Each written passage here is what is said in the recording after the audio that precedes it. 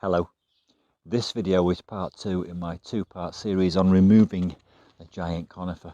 In part 1 you saw me cut the conifer down to ground level using my loppers and a chainsaw and some rope, and in this video I'll show you how we managed to finish the job off. And when I say we, it's because I didn't do it on my own. By the time I'd undermined the root ball by taking away a lot of the soil and cutting through the roots, I realised that was just too massive an object for me to get out of the ground on my own.